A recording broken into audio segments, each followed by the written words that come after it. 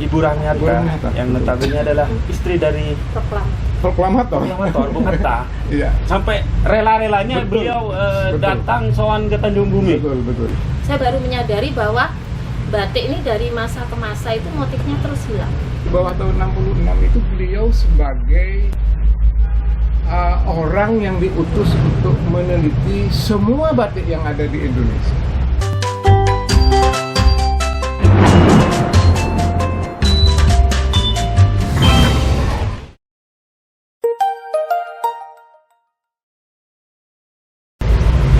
Assalamualaikum warahmatullahi wabarakatuh. Waalaikumsalam warahmatullahi wabarakatuh. Pemirsa Gerbang Pulau Madura, berjumpa lagi dengan kami. Kali ini kami berada di studio mini Batik Pri Kecil di daerah Toncung Burneh. Kami belum bisa outdoor keluar karena masih masa-masa pandemi. Mungkin insya Allah setelah ini. Di sebelah saya ada Pak D. Doeng.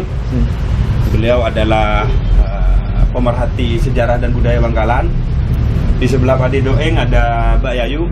Beliau adalah owner dari Batik Pri Kecil yang selalu mendukung kegiatan-kegiatan kami, baik di indoor ataupun outdoor, Pak Dia. Hari ini kami akan mencoba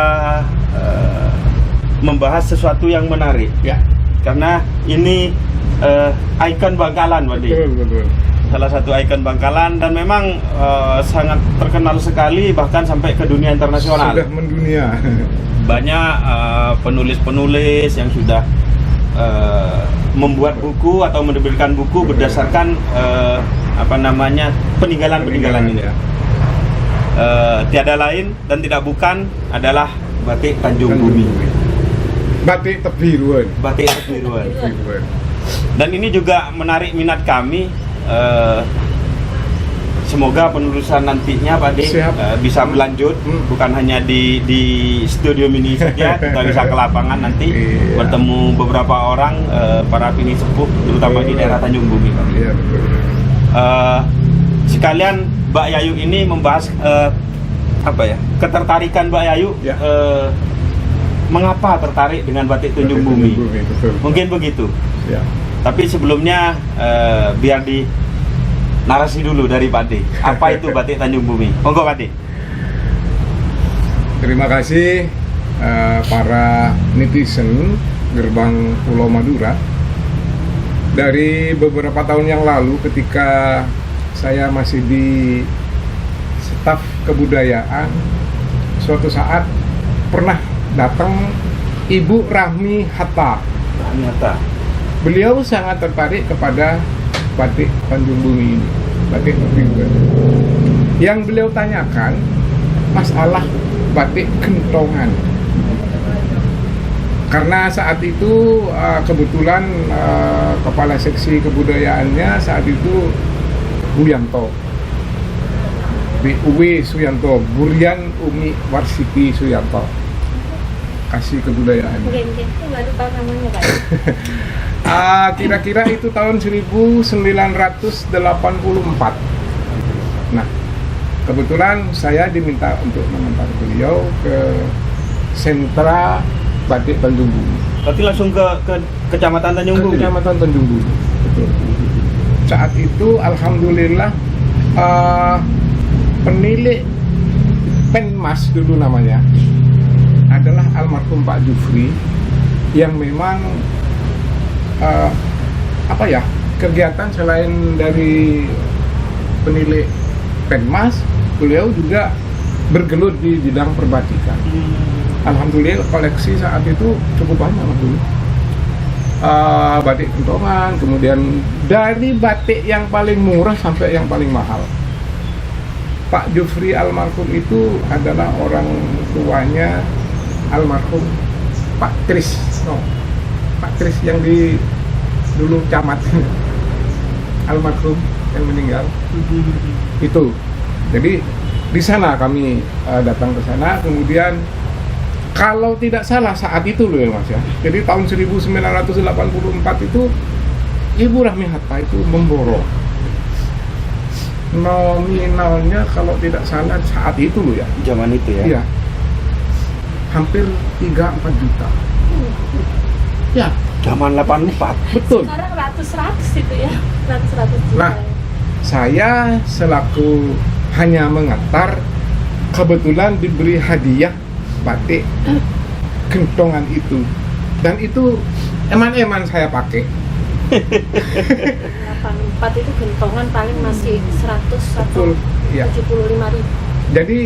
Jadi itu saya bikinkan ke meja karena saya paling senang dengan memakai kerah itu, Mas Yoni, kerah kuku itu. Oh, Jadi semua baju batik itu saya mesti seperti itu.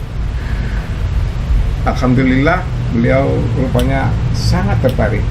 jadi sebegitu terkenalnya batik Tanjung Bumi sampai apa namanya, Ibu Rahmiata, Ibu Rahmiata, yang betul. notabene adalah istri dari Proklamator. Bung Hatta. Iya. Sampai rela-relanya Betul. beliau Betul. datang sowan ke Tanjung Bumi. Betul. Jadi memang ada sesuatu yang istimewa dengan batik Tanjung Bumi. Ya. Betul. Terima kasih Pak De atas penjelasannya bagaimana seorang Ibu Rahmiata sampai ke Tanjung Bumi. Sekarang ke Mbak Yayu. Yang jadi pertanyaan saya, mulai kapan sih Mbak Yayu tertarik dengan Iya. batik terutama Tanjung Bumi, Mbak Yayu? Oke. Sebelumnya saya mau mengucapkan maaf kepada teman-teman Tanjung Bumi yang sebetulnya kawan-kawan itu adalah pemilik dari apa yang akan kita bikin. Iya. Betul. Iya, iya. Kita ini kan cuma karena dengar dan kebetulan tertarik untuk membicarakan. Mhm. Mereka lah pemilik dari semua pengetahuan. Semua pengetahuan, betul. Kalau saya itu seneng batik itu kan karena 94 saya kuliahnya di Solo. Kalau kata anak sekarang, hangout saya itu di Beteng namanya. Beteng itu ada mall, ada alun-alun, ada pasar bekas, ada pasar Klewer. Saya suka sekali ke Klewer. Jadi punya nggak punya duit saya ke sana lihat batik. Sampai kemudian saya menyadari bahwa di Madura ini ada batik, tapi saya nggak pernah menyadari dan batiknya berbeda sama sekali.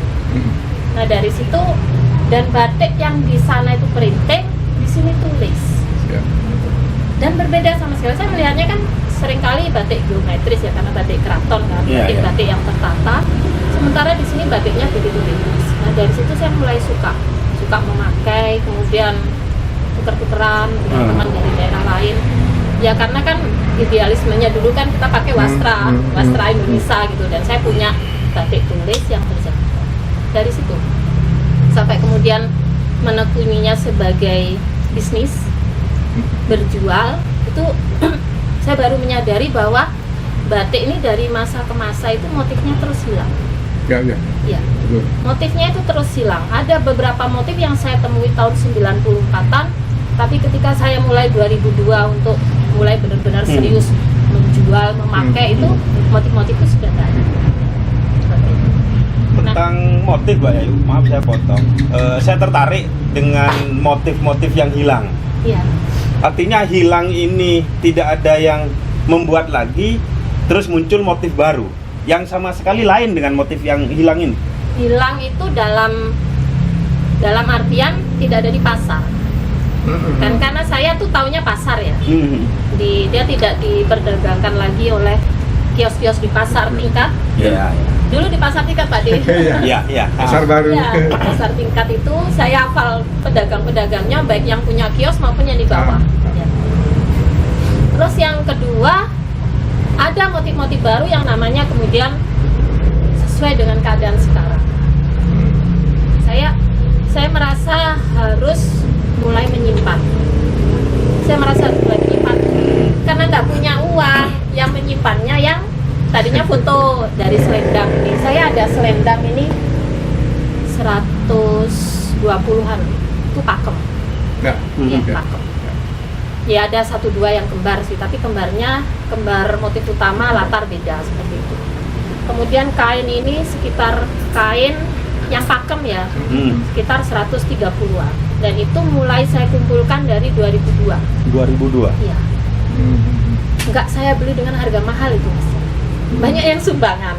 Itu yang di depan Mas Joni itu kan yang Oh, yang ini ya? ya sudah sudah Iya. sobek-sobek. Iya. nih. Ini kelihatan sangat tua, Pak Bayu. Ya sudah, itu sumbangan, jadi dapatnya gratis karena saya ingin menyimpannya, tidak untuk saya perjualkan sebagai barang antik dan sebagainya, dan mereka bisa meminjam lagi untuk menyentuh motifnya. Dan itu sering terjadi. Bisa dibilang kolektor juga, Pak De, ya? Betul. Iya. Betul. Karena ini semuanya yang di sini ini koleksi dari Mbak Yayu yang mulai dikumpulkan dari tahun 2002. Ternyata, Pak De, saya baru tahu kalau Mbak Yayu mengumpulkan ini dari 2002. Kalau yang tidak pakem masih ada lagi, Mas, tapi ini yang pakem. Yang sejumlah itu tuh yang pakem, artinya dari dulu konsisten dibuat seperti itu. Jadi kalau ada yang perubahan, modifikasi ada.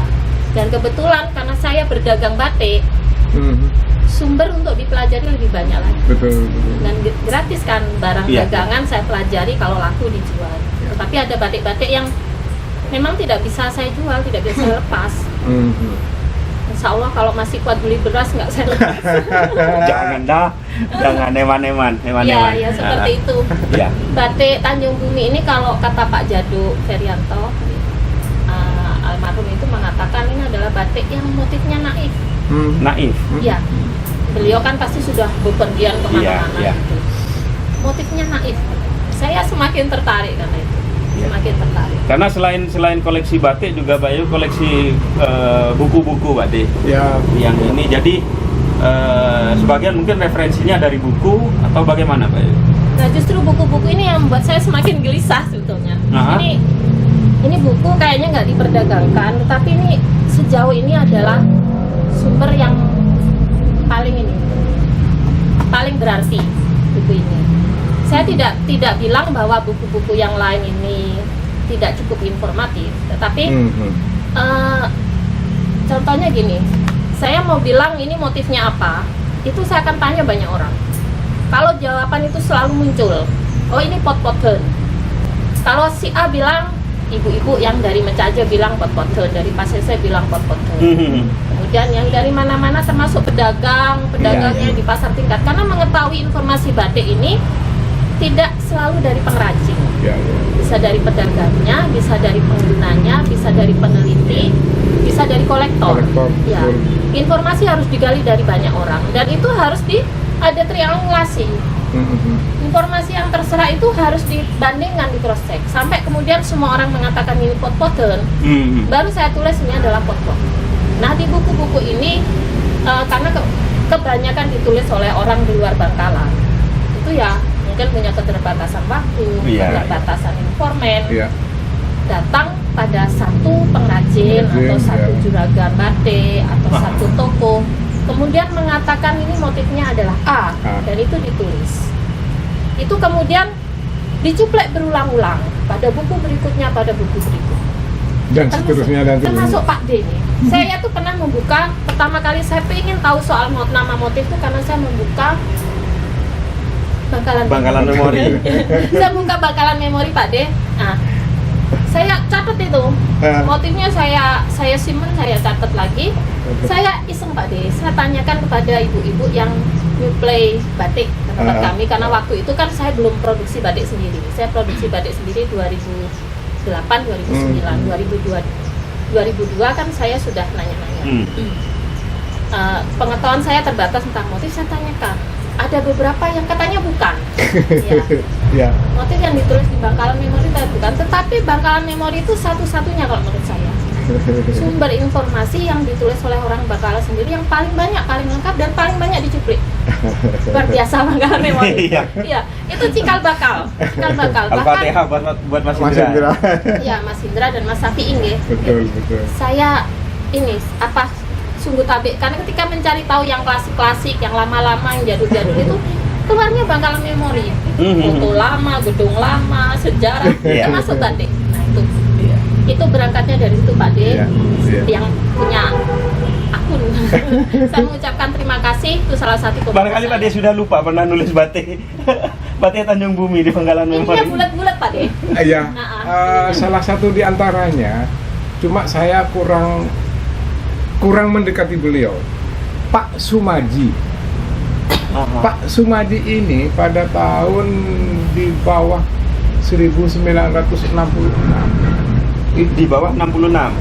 Di bawah tahun 66 itu beliau sebagai orang yang diutus untuk meneliti semua batik yang ada di Indonesia. Baru tahu setelah tempo hari sempat ke peri kecil Ya, itu. peri kecil saya senang. Sebelumnya saya belum tahu kalau beliau itu orang yang diberi tugas untuk mencatat, Iya, kemudian iya. meneliti dan lain sebagainya. Menginventarisir. Padahal Pak D muridnya. Iya, padahal beliau baik. Beliau- Pak D murid beliau. Justru karena itu Iya, iya. beliau itu mengajar batik di SMA saat itu kepada teman-teman itu ingin tahu. Sebetulnya loh ya, kalau saya lihat sekarang itu, beliau itu ingin tahu apakah murid-murid saya itu mengenal peninggalan batik yang seperti ini. Sebetulnya ke sana, cuman tidak dibilangin, Tidak disampaikan. tidak disampaikan. Akhirnya teman-teman itu ya ada yang meniru, kebetulan di rumahnya punya ibunya itu ada sampai kayak gitu dibuat dari sapu tangan pertama, kemudian berkembang ke selendang. Dulu beliau kerja di mana Pak D? Pak Sumedi? Balai. Apa ya, Balai Penelitian Batik Iya. di Solo, Jogja, Pak Sumedi. Jogja. Apa sekarang Jogja. ini jadi balai besar batik itu ya? Kira-kira begitu. Tapi kita belum tahu juga ya. Beda dengan Balar berarti. Beda, Arkeologi, beda ya? Mas Uni, beda. Khusus batik. Khusus Nah, batik. Iya. Kemudian pada tahun 66 beliau datang ke Bangkalan menjadi guru Guru. SMA. Nah, Itu yang tahun 84 Ibu Hatta itu kesini, saya belum SD kelas 2. Kelas 2. Saya kelas 3 kalau tidak salah. Tapi ibu saya sudah dagang batik, Pak D. Mencicilkan batik. Potongan itu katanya waktu saya SMA itu 150.000. Ya, iya. cuma Memang- saat itu Mas Joni Hah? masih belum dibuat sutra oleh Tanjung Bumi. Sutra itu kalau tidak salah masuk kepada periode 1900 berapa gitu. Di bawah tahun 1900-an itu ke bawah masih berupa Katun. kain katun atau prisma. Dulu kenanya namanya prisma yang di Tanjung Bumi. Ada yang itu juga Mas Joni. Jadi karena terbatasnya penutur ya, mempelajari ini Pak, nggak cuma motif ya. Iya. Untuk menentukan tahun ini berat Pak D. Dan masa pada ya. tahun itu. Iya. Iya. Itu kalau ada narasumber kami itu yang bilang katanya lihat dari isian. Karena batik yang dibuat di periode sekian itu latarnya kayak si Melaya gitu. Latarnya itu pasti apa. Ya. Bungkannya itu pasti apa. Isiannya tuh bukan garis tapi terses. Ya. Juga dari kain. Jadi kalau saya melihat Mas Doni, perkembangan batik di Tanjung Bumi ini eranya setelah Islam masuk. Kembali ke masa Pak D, Pak Yayu, saya pernah baca di bukunya Pak Kunto kalau tidak Ya. salah. Justru batik ini tidak termasuk mata pencarian. Yang masuk mata pencarian itu tenun. Itu kalau tidak salah tahunnya 1819 kalau tidak salah ya, buku Pak Kunto. Iya. Mana, tadi ada Pak. Ya memang itu juga salah Yang di satu. bawah ini. Iya, barangkali di sini ya. Jadi ada data itu ya Mas Joni ya. Iya, di data itu Pak. Yang mana Ini ya? di sini. Oh, di sini ya. Ya. Ah, Itu di sini ya. datanya Oh, betul. jenis-jenis mata pencaharian. Iya, iya. Ha. Itu adanya tuh kayaknya tukang kemasan, Ha-ha. tukang ukir tuh ada. Kemasan ini tukang emas berarti Tukang ya. emas. Ya. Terus tukang tenun. tenun. Kalau Dan tenun, ada pembatik. iya, kalau tenun saya pernah menemukan Pak De yang di Di kokop itu ya, kokop. Ini. dua helai. Ini katanya balai-balai punyanya penenun. Oh yang ini. Ya. Bisa jadi. Jadi di Bangkalan juga ada apa namanya tradisi menenun. Menenun ada. Ya. Saya kaget di kokop itu. Di situ tertulis kita Bangkalan ini mengekspor katun. Pengekspor katun, betul, ya, mungkin betul. mengekspor dulu keluar Pulau Madura Keluar ini Pulau Madura, sudah mengekspor. Tapi kita punya apa ya, kapas kalau tidak salah. Iya, Mas. Kayak- Jelas itu kebun kapas itu Kan pernah ada yang cerita di Ya, Patenteng zaman di- Jepang kebun kapas di, dibakar semua. di sana itu ya, dibakar. Batik ini kapan, Pak Joni? Ya. Batik Tanjung Bumi ini lalu kapan? Kan kalau yang di Tanjung Bumi ini awal mulanya memang bukan mata pencarian, sebagai Sebagai waktu. pengisi waktu. Pengisi waktu ketika sang suami melaut, daripada tidak ada pekerjaan di rumah dia membatik. Awalnya seperti itu. Sehingga tidak dicatat oleh Tidak Sebagai Belanda. mata pencarian. Ini kan yang nyatet Belanda. Pak Kuto itu kan berdasarkan Catatan Belanda. iya, jadi apa kayak terbitan gitu data. Saya lupa halamannya berapa, Pak Yayu. Iya. Kita kan pernah pelajari ya Mas Yogi. Iya, iya. Lupa halamannya berapa. Nyari sejarah.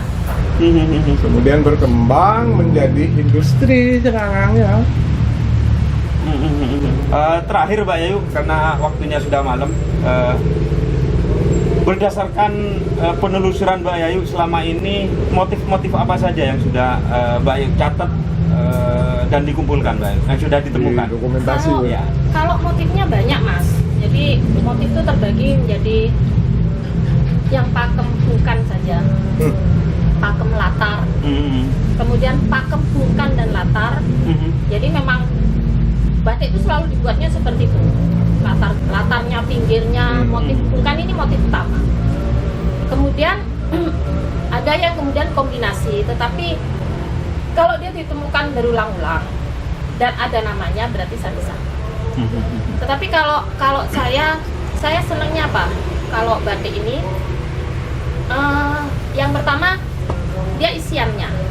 Tipe isian itu yang muncul berulang. Isian ini kan menurut saya DNA-nya batik. Ya. Kupu dan kupu. Kupu nama Kasen, kupu nama Bengkalan. Apa yang membedakan? Yang pertama karakter goresan, karakter warna, dan karakter isian. Ya. Isian ini kalau saya pelajari dari ini dan juga dari batik-batik yang saya jual itu ada 99. Yang punya Tanjung Bumi atau Tanjung Bumi. Tanjung Bumi Pakai saja? bumi aja ya. Jadi kalau misalnya mulai dari titik 3, kerobong bilis, ada yang bernama, ada yang tidak. Tetapi itu muncul berulang-ulang. Kalau untuk burung, burungnya itu banyak belasan misalnya. Saya sudah coba pisahkan sketnya. Yang ini muncul berapa kali. Artinya ini kan sebuah motif yang berbeda. Iya, iya. Dari segi burungnya, dan itu tidak bernama. Kalau dari motifnya ya, motifnya Ini jenis mata ikan ya Layu ya? Kayak gini ya Bayu ya? sesek Pak. Sesek. Sesek itu Pak, dia ada sek melak, sek pendem, sek bulu kecek, banyak. Allah. Terus kebang itu kebang padi itu ada bang padi kepak, bang padi caka. Ya. Itu isian Pak De. Ya. Itu masih isian. Sangat Banyak kaya sekali, berarti sangat Tanjung kaya, Bumi ya. ini. Betul. Sangat kaya. Jadi batik ini berapa ratus nih ya? Ini masih kurang. Masih kurang. Ini yang ditemukan Mbak Yayu saja, begitulah. Barangkali di luar masih banyak Di luar lagi. masih Memang banyak. masih banyak. Dan jangan salah, saya beruntung ini kan dapatnya di Subang, beli murah gitu. Karena memang tujuan saya bukan untuk saya perdagangkan. Sementara kalau kawan-kawan yang memiliki kain sekarang ini mengira bahwa ini kan bernilai. Iya, iya. Jadi ditawarkannya sudah jutaan Mas. Saya nggak mampu beli. Saya pasti nggak mampu beli. Tetapi ada teman-teman yang ngirim foto ke saya. Ini Mbak, motifnya fotonya batik ini yang nggak mampu saya beli. Dan itu menambah hasanah. Ya. Terus motif geometri sendiri banyak. Jadi ada truki melati, ada becin, banyak kotak-kotak. Termasuk ya. Stop dulu Mbak Yayu. Oke. Stop dulu. Saya takjub dari cerita Mbak Yayu yang sekelumit ini, saya takjub dengan batik Tanjung Bumi, benar. Mungkin nanti ada pembahasan khusus tentang episode ya. khusus tentang Motif ya? motif, Pak De. Motif. Ini menarik sekali, Pak De. Ya. Kalau kita shoot sekarang semua, kita ambil sekarang semua, Ya. waktunya sangat panjang. Betul. Soalnya gini Mas, Iya, motif iya. ini banyak yang sesat. Jadi yang Penyesatan. di buku-buku itu versinya pedagang. Versinya pedagang. Kemudian kayak pernah ini ada temen itu, dia kan ini dia sebetulnya kontributornya Nadio ya. Mungkin Mas Yoni udah kenal. Ya. Dia datang untuk tugas membuat laporan dari CSR dalam bentuk buku. Masa ada teman-teman di sana tuh bilang bahwa ini motifnya tor-cetor, padahal motif tor-cetor itu bukan motif. Ya. Dia merujuk pada batik dengan budget rendah, dengan budget murah, itu disebut torcetor lah. Bukannya torcetor tuh bisa banyak, bisa kayu mate, bisa merak, bisa kutu panceng, banyak. Tetapi nyebutnya ini motifnya apa torcetor? Saya kadang berpikir gini, pengetahuan ini tidak di-share apa karena memang tidak mau nge-share, atau memang ada tujuan lain supaya orang tidak tahu gitu. Ya, Nah, ya, kalau ya. yang tujuan kedua ini menurut saya sayang ya, Ya. karena pengetahuan ini harus bertahan sampai besok-besok gitu. Harus tetap ada penuturnya gitu. Iya. Dan memang, saya bukan memang harus penuturnya karena saya bukan dari didokumentasikan sana. Mbak Yu ya. Artinya biar tidak musnah, Betul, tidak hilang, seperti apa namanya, Ditelan cagar masa. budaya lah. Cagar budaya banyak yang hilang. Ini Dan emang. Bangkalan tidak punya museum batik loh. Iya, iya. Sebagai penghasil batik dengan sekian motif ini, Iya. Pekalongan punya, banyak Iya. daerah-daerah yang punya museum batik. Barangkali barangkali museum batik ini muncul gagasannya dari batik-batik kecil, barangkali. Bisa jadi, bisa jadi. Jangan sampai nanti negara punya biaya, punya anggaran, tetapi tidak ada yang dibeli. Andi pesena kayak bareng ada saya beli. Ah, Iya, iya, iya. Karena sudah hilang itu tadi. Sudah ya? hilang. Ada juga yang kemudian membuat batik-batik ini hilang ini. Ditakut itu apa Pak Di? Jadi bayi itu umur 1 sampai 40 hari itu disometi lamon. iya. Iya, iya. Nah, lamon ini berasal dari beding atau batik-batik tua yang disobek di pelintir. Ya. Jadi jangan harap orang masih punya batik-batik. Benar loh. Salah Jadi satu yang jangan sampai terlambat ya Bangkalan ya. Iya, Jangan iya. sampai ada anggaran. Barangkali memang harus dimulai dari kita Pak Yu ya. Iya.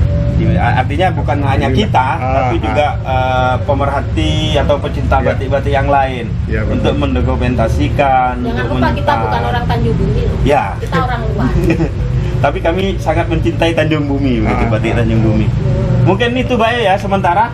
Kita sambung dengan episode selanjutnya nanti tentang motif itu tadi dan yang lain-lain Pak Yu Betul, ya. betul, ya, Karena ini ya. sangat panjang, insya Allah kita bisa ke lokasi ke Tanjung Bumi sendiri. Ya. Harus Harapan datang kami, ke sana. harapan kami seperti itu Mbak Yu. Harapan kami. Sementara itu yang bisa kami sampaikan pemirsa, tentunya masih ada pertanyaan besar, kira-kira dari masa apa, tahun berapa batik ini dibuat, motif-motifnya seperti apa. Kita tunggu nanti di episode berikutnya. Sekali lagi terima kasih dari kami, mohon maaf atas segala kekurangan. Wabillahi taufiq wal hidayah. Wassalamualaikum warahmatullahi wabarakatuh. Waalaikumsalam warahmatullahi wabarakatuh.